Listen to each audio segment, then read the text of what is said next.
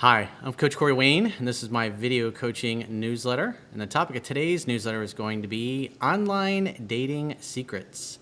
We've got a really good email success story from a guy who went on a first date with a gal that he met online.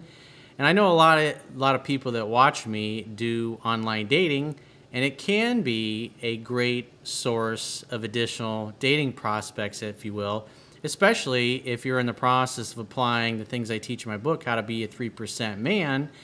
Obviously, you need some cannon fodder. You need some ladies to practice with so you can improve your skills. So that way, when you meet somebody and you just really click, they knock your socks off, you knock theirs off, everything's great, you don't screw it up. Because like Confucius said, success depends upon prior preparation. Without said preparation, there is sure to be failure. So I have a quote that I wrote, and then we're going to go through this guy's email to see what he did successfully to go from meeting somebody online and talking to meeting them in person and seducing them successfully. Because at the end of the day, depending on what your outcome is and what you're looking for, eventually at some point you guys are going to have sex. So this will give you the best possible chances to succeed. So the quote says, alpha males are direct, decisive, and get to the point. They know what they want and why they want it. They don't hesitate, but take action when opportunities present themselves, either in their personal or their professional lives. As the old saying goes, you will miss 100% of the pitches that you don't take a swing at. Success in life is mostly due to showing up and taking action. Losers hesitate, dither, and second-guess themselves. Winners take action in spite of their fears and even when success seems unlikely. Give yourself permission to fail because the reality is that most of your attempts at anything in life will result in failure most of the time. However, failure is the greatest teacher of all because it teaches you what doesn't work and forces you in a new direction and to try something else. Failure is a necessary prerequisite to success. Especially when you're learning this stuff. I had a phone session with a guy yesterday, and he's been following my work for a while, met a gal at work. Things started going really well. I think he'd only been through the book like once or twice, not the 10, 15, 20 times that I recommend to get to the point where you know it so well, you literally could teach a class on it. You could give a seminar on it. And so what happened was he did great first 2 dates or so, and then when he really started liking this girl, they hooked up, I think it was the second or third date. Things started going sideways after that, and they only hooked up that one time, even though they went out several times after that. And as we went through the discussion and he explained what he did and what he said, what was happening was she was starting to back off a little bit, and then kind of some of his old bad behaviors started coming back. Instead of pumping the brakes a little bit like he should have and kind of backed off, he started pushing a little harder, and then the more he pushed, the more she backed off, even though he's been through my book. But he was thinking about what happened in the past, how everything went great on the first and second date, because after all, they ended up sleeping together. I think it was the second or the third day. I can't remember now. But that's what typically happens to a lot of guys that aren't experienced with applying this stuff, is you get some success, you get a little cocky, you get a little full of yourself. You're like, I got this. I know that fucker on the internet with the shaved head said I got to read this thing 10 to 15 times. I think that's ridiculous. I don't have the time to read it 10 to 15 times. But of course, he was able to make the time to do a phone session with me to point out to him that, where he went wrong and how he didn't back off and didn't pump the brakes. And especially there were a lot of other red flags about this particular woman that should have given him pause. But in his mind, after, because she was the hottest girl that he'd ever been with in his life, he's thinking about the ring he's going to put on her finger eventually and what their kids are going to look like. And he's having all these fantasies about the future, even though there's all these red flags popping up. So I was able to bring him back down to earth and get him refocused on the fact that he needed to practice more. And so if you are applying this, it's going to take time to get better with it. And a lot of guys make the mistake, they start hooking up when they think they got it. And then what happens is a few weeks or a few months later, things are going sideways, and then they get into a panic, and then they start becoming like robots trying to use techniques, And then that just makes him come off as even more inauthentic and makes the woman feel less safe and less comfortable, and then she backs off even more. So this will be a good email to help. This guy's pretty much brand new to men work, so he's kind of in the position that the guy was that I talked to yesterday. So he says, "Hi, Corey. I discovered your work recently and wanted to write about a recent experience that shows me just how brilliant and helpful your coaching has turned out to be already." Well, don't get cocky, dude. 10 to 15 times. He says, "I met this hot Asian woman on Match.com just over a week ago who's 8 years younger than me, but you know how beautiful Asians are. She looks 20 years younger. I'm in my 50s. That's awesome. Well, so something I want to say about it's like when you start talking on dating apps, whether it's Match or Bumble or OkCupid or Plenty of Fish, is that typically what's going to happen is that you got to remember women, especially most of the dating apps other than Bumble, where the women actually have to contact you first. When there's a match, they have 24 hours to write to you. And if they don't write to you within 24 hours, the match disappears. So there's none of that ghosting or that kind of bullshit. And a lot of women that are on there typically tend to be more professional, more successful, tend to be pretty hot, pretty attractive compared to other dating platforms that I've seen. I first got on there, I think it was like 5, 6, 7 years ago, whenever it wasn't that dating app first came out, and there were lots of bugs, and there just weren't a lot of people on it. But I've had so many clients over the last year tell me about their great experiences on it that a few months ago I got on it just to see what it was like, and I'm surprised that the results are pretty darn good. And what I like about it is that, again, it starts the woman off from the beginning where she's doing the pursuing. She has to reach out to you first, which is totally aligned, especially in the Me Too era, with the things that I teach. Because if she's chasing you, you don't have to worry about getting blown off. But typically how the conversations are going to go is that what I'll do is I'll send 3 or 4 messages back and forth, and I'll typically, because I'm not going to be on the dating app all the time. I'm busy. I got other things to do. I might go on there once a day or every couple of days, check message or whatever. And sometimes I miss matches because I don't respond within the 24 hours, but, shit happens. But I do notice that the notifications saying you got a message or a match, they don't always come through on the iPhone.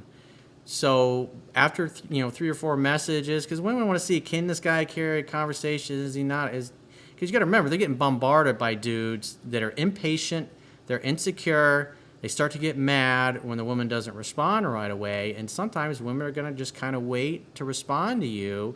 You might go back and forth a couple messages and they disappear for a few hours, and sometimes they're going to do that shit on purpose because they want to make sure you're not a fucking lunatic.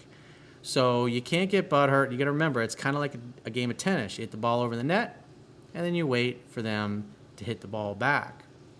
And so typically what I will do is after 3 or 4 messages, I'll say something along the lines of, well, I'm not on the dating app very often. It's much easier to get a hold of me through text. And so I'll send them my number, text or call me if you want, or shoot me your number, and, I'll give you a call.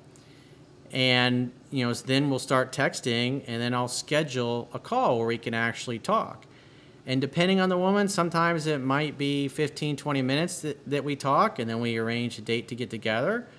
Other times I've talked up to like 45 minutes to an hour, because sometimes I'm not so sure that I actually want to meet her. And what I do like about it, because again, you're basically going off pictures, is that you want to make sure that you jive with the person. Because if the conversation on the phone doesn't go too well, and it's not easy and it doesn't flow, think about it. If you're talking for a half hour or 40 minutes, kind of getting to know somebody, seeing what they're like, if I'm kind of skeptical in the beginning, I'm not real crazy, I'll have a longer conversation. If the conversation flows real well and clicks and I can tell we both jive, 15, 20 minutes, I'm going to be making a date to meet for a drink in person.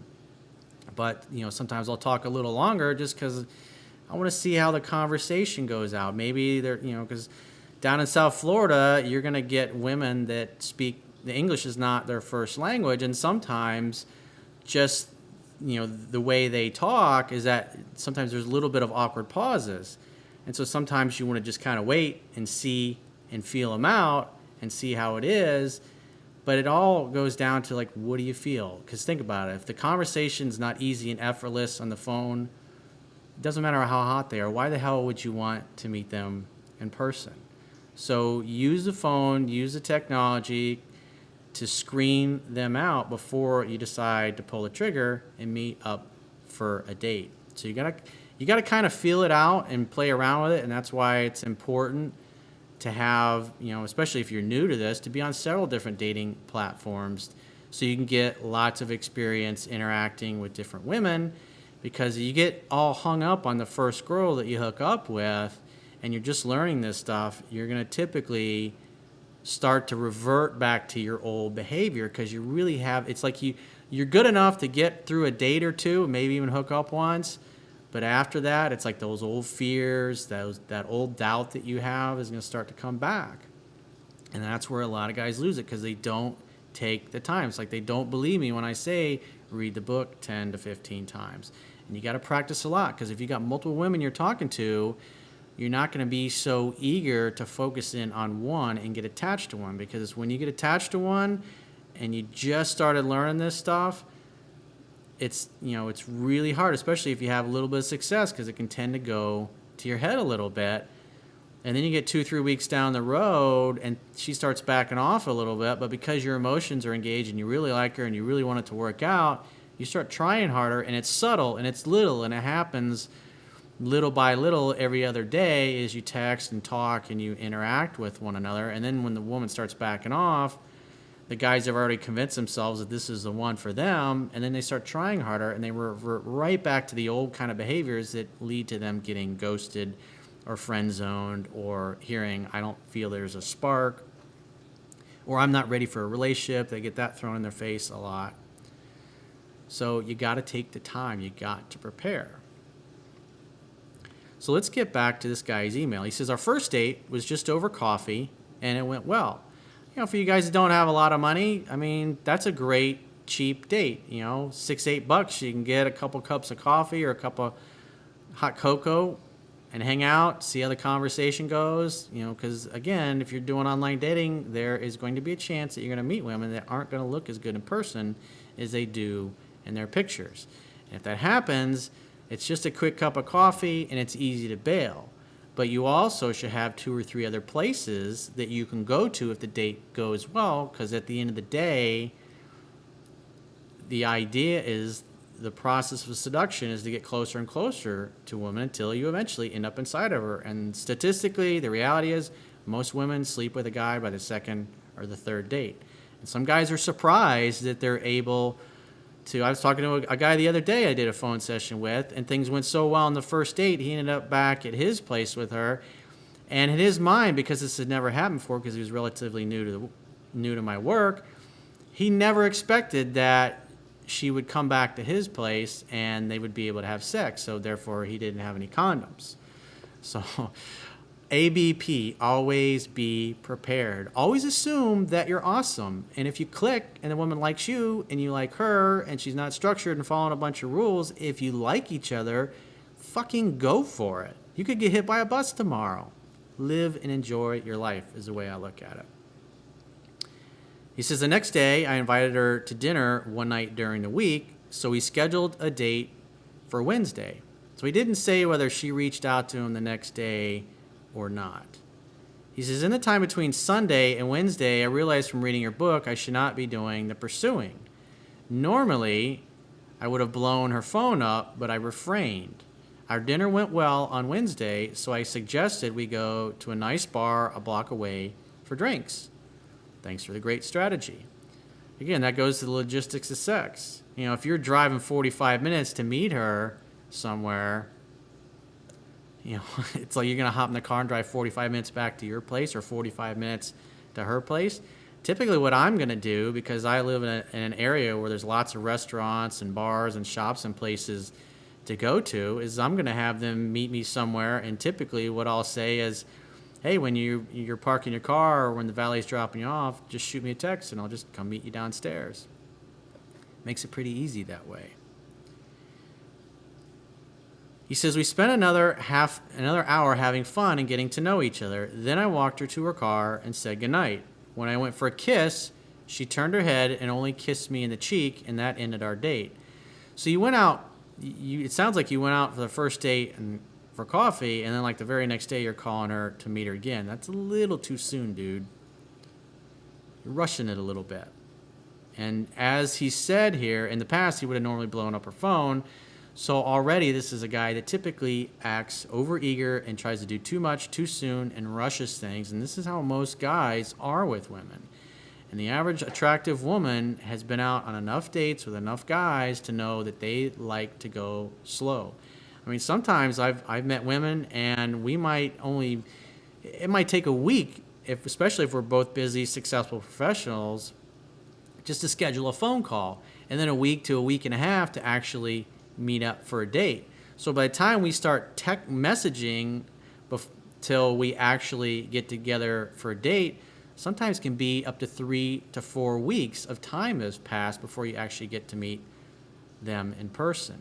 Some of them it's quicker, but when you're dealing with women that are just as busy as you are, and they got busy schedules, maybe they got kids that they're raising as well, and one weekend they have the kids, the next weekend they don't, you're going to be working around those things. So it's all patience pays. I remember when I was growing up, there was a road in Florida called Alligator Alley, and it was like a two-lane road, and they always had these signs that said, and even on the turnpike it was like this, 20-something years ago. They've since widened it, but I used to have this sign. It said, "Patience pays, only 3 minutes to the passing zone." So when it comes to women, it's much better to be patient, because your competition really is, most of those guys are extremely impatient. And when you're taking your time, you're not in a rush, you're okay with not talking for several days, or you're okay with not meeting up for a week and a half because you're busy and she's busy. Busy professional women are going to appreciate that. And it will make you stand out from all the needy, insecure jackasses that they're talking to. He says, I waited for her to text me the next day, thanking me for a fun evening. I immediately asked when she was available to see me again. So it's a good sign. I mean, she's, even though he did, it looks like 2-3 dates in a really short period, it worked out okay, because obviously she had a high level of attraction. So the higher the woman's initial level attraction is for you, the more screw-ups you can have, the more you can get away with 2 or 3 dates in a short period of time without turning her off completely. But the less into you she is from the get-go, you start doing this, she starts to view you as being just like all the other guys she's talking to. She said it was going to be a nice weekend, and she had no plans. I flexed my masculinity by not asking what she wanted to do, but telling her what I thought we should do.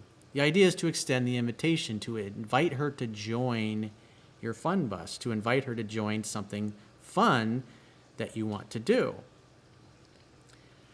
He says, as well as the time and place. She went along with the plan, which was to go for a hike.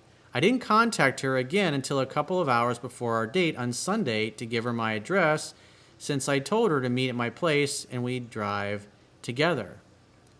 So he didn't tie down, he had a definite day and a definite time and a definite place, but he didn't give out the address. One thing you can do is, if you're worried about getting ghosted or a woman flaking on you, is text her the day of the date and tell her maybe you're going to be a half hour late, or you're a little jammed up and would it be okay to meet an hour later, or maybe, hey, the place I wanted to meet at, it's going to be kind of dead there tonight, and I'd like to go somewhere fun, and there's another place, how about we go there? Is that cool? Does that work for you? Does that sound good? So if you're worried about getting ghosted or women not showing up for the online date, if you're setting a date 3 or 4 days or 5 days in advance with somebody you met online and just talked on the phone, that's a good way that you can mitigate that particular risk. When you get really good, you'll be able to feel it out and tell. You'll be able to make a date 4 or 5 days in the future and not be worried about it. But when you're new, you're not going to really have much sensory acuity because you just don't have enough experience. In other words, you'll be able to tell when a woman's really into you and she's going to keep a date, and when she's not, and you probably should contact her the day of the date to maybe change something at the last minute to see how she responds. So you don't just show up and you're sitting there like, hey, where are you? And she goes, oh, I never heard from you, so I just assumed we weren't going to meet up. The only time a woman's going to do that is the reason she blows you off is because she really wasn't that into you in the first place. And so therefore, if she hasn't heard from you in 2 or 3 days before the date, she didn't give a fuck because she didn't really want to see you, and she's not going to feel bad about blowing you off. He says, another point I'd learned from your book is that a date should be focused on 3 things: having fun, romance, and opportunity for sex. The 3 H's: hang out, have fun, and hook up. He says, I wanted her car at my place so I could suggest showing her my condo after the date. Pretty slick. Or you could say, hey, would you care to come up to my place to join a nightcap? Or in my case, hey, you want to come out for a game of darts? Hey, you want to come out for a game of pinball? Hey, you want to come out for a game of bubble hockey? And we can listen to the ocean. When she arrived for our date, she offered to drive. I think she wanted to show off her BMW, but I insisted I drive because I didn't want to give away my masculine power. Or you could have driven her car. Hey, it's a nice car. I'll drive. Gentlemen are supposed to drive. Let me get the door for you. Sit her down in the passenger seat, and then you can drive her car. Then do some donuts in the parking lot. I'm just kidding. During our hike, I focused on opening her up by asking her questions based on what you teach. She's quite shy. For instance, I asked her to tell me about a happy memory of something she did during her childhood. That's a good question. I think that was in that list of questions. There was an article I did several years ago. I think it was called Great First Date Questions That Build Attraction or something like that. Each question, I do reference that article in my book, I believe. Each question sparked fun and revealing conversations about both of our lives growing up, hers in China and mine in America. I also threw in a question asking if I could kiss her. She said yes, and that it was a lame question. I like this girl. Because she's giving you honest feedback. That's a fucking lame question. Be a fucking man and just kiss me, in other words. Thinking back, it really was lame. If I had to do it over, instead of asking permission for the kiss, I'd ask if she's a good kisser. That's a much better question. The quality of your life is in direct proportion to the quality of the questions that you consistently ask yourself and of your dates. If you're asking good quality questions, they're going to elicit good positive answers. She's going to feel good positive feelings towards you. And when that happens, she likes you more. I'm starting to realize phrasing conversations with women the right way is very important. Yeah, it's not so much what you say, but how you say it. Anyway, we kissed for a minute or so, and it was tantalizing. When we got back to my place, I invited her to see my condo as I'd planned. But she felt pressured to get home to her 14-year-old son so she could make dinner. We kissed for a minute, and she drove off. So you extend the invitation, and you're okay with her accepting it or saying, no, I got to run, maybe next time. But it's not over yet. So I went upstairs and turned on the TV to watch some football. About a half hour later, my phone rang, and it was her. She asked me if it was okay if she changed her mind because she wanted to see my condo after all. Sure, she really wants to see your condo. That's the reason why she's going to turn around and come back. I really want to see what your place looks like. I'd say she really wants to see what your bedroom is like, and she wants to see what you look like naked. I responded by saying, I'd love that. She said, I'll be there soon, and we hung up. I knew for certainty at that moment that she wanted me as much as I wanted her. To make a long story short, I'll leave out the fun details, except to say within 3 minutes of her getting inside my door, I'd torn off her clothes, and we were enjoying the indoor Olympics, as you say. He says, afterwards, we lay in bed talking a while about what just happened, relishing the moment.